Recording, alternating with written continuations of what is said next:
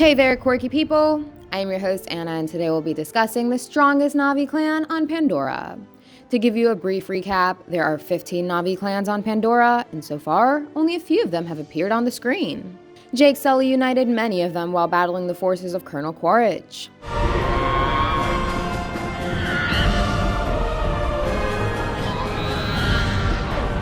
And among them were the Omaticaya Clan, who specifically rode dire horses, and the Tyranji Clan, who rode Ikrans.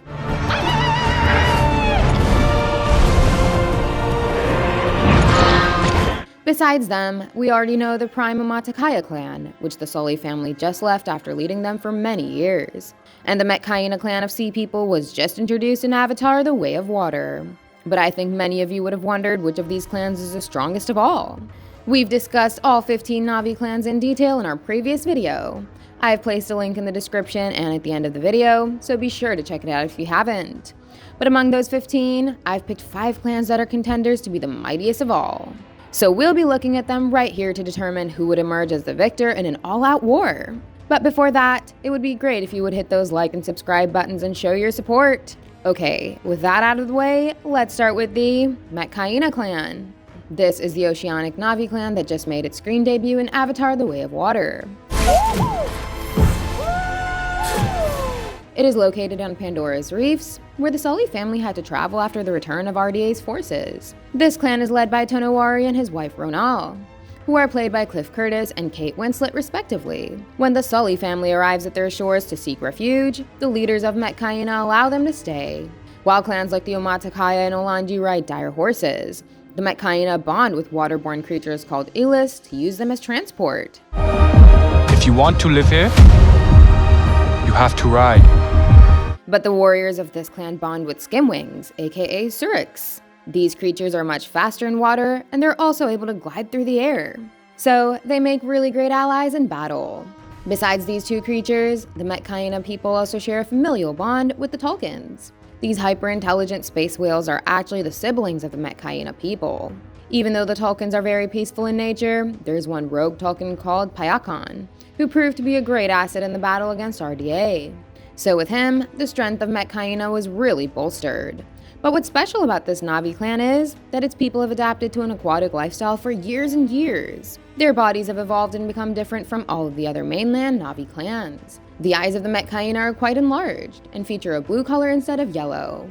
Their forearms and lower legs have expanded to include a fin-like structure, and even their tails have broadened to form a paddle shape. The upper bodies of the Metkayina males seem stronger, and their chests are structured differently than the other males of the mainland. So clearly, the Metkayina people are quite tough. As far as their weapons are concerned, they only use spears, so there's nothing special about them. But now, Jake Sully, aka Toruk Maktu, has joined their side. And they've also got Kiri, who shares a special bond with certain underwater flora and fauna, and she can even control them. So it would be really hard for any clan to win a fight with this group. But there are a few clans who could at least try to match the Metkayina's might. One of them is Tapani Clan. The people of this clan are pretty divided and scattered. They reside in over a dozen individual villages, and all of them have local village elders as their leaders. The ones who played James Cameron's Avatar: The game got a bit more exploration of these Na'vi people. It was actually the Tapani clan that made first contact with the humans. Their people are amongst the most skilled warriors on the planet. They are actually known for their fearlessness and combat skills, and they're probably the only clan that walks into battles sporting heavy armors. So, we reckon that they could really give any clan a run for their money. I can't wait for the upcoming sequels to further explore this particular clan, because seeing some Na'vi people in battle armors would be pretty sick. Next up, we've got another strong clan, which is the Olanji Clan. This clan wasn't mentioned by name, but we saw a small glimpse of them in the first film. Jake and Co united several clans to fight the humans, and the Olanji were amongst the ones to join them. They were also forest people who usually follow seasonal migration. They find new places to stay after certain periods of time. Their people ride dire horses who are pivotal to their nomadic way of life. The Na'vi being called Akwe is their leader. And we saw many of them alongside Norm Spellman as they charged into battle against the humans on their dire horses. That's where their true strength comes from. They played a crucial role in fighting the RDA's ground-level AMP suits. But we may not get to see any further exploration of their clan in Avatar 3. The next clan that could enter the top 5 list of strongest Na'vi clans is Tyranji Clan. This clan wasn't mentioned by name in Avatar, but its people were shown when Toruk Maktu called them in to fight. They live in the Eastern Seas Cliffs. While the Olanji people bond with dire horses, the Tyranji people bond with flying Ikrans. So, they provided quite a bit of air support in the final battle of Avatar 1. But a fun fact to know is that the Tyranji people are also known for their swimming skills.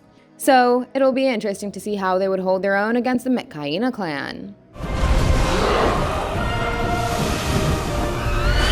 After all, their airborne warfare could allow them to gain an advantage on almost every clan. But they may not be able to beat the Omaticaya Clan. This is the main clan that we followed in the first Avatar movie. As a part of their rituals, they bond with dire horses as well as Ikrans. So, they actually have the combined strength of both the Tyranji clan and the Olanji clan. Jake originally led the Omaticaya, and as a part of their weaponry, they also use spears along with bows and arrows. And now, they also carry the expertise of using arms and ammunition, thanks to Jake. But how would they compare with the other clans? As per strength levels, the Olanji clan would rank the 5th amongst all, because they've got no added advantage besides the dire horses. The Tyranji clan would be 4th, as their airborne advantage would allow them to take down the Olanji clan.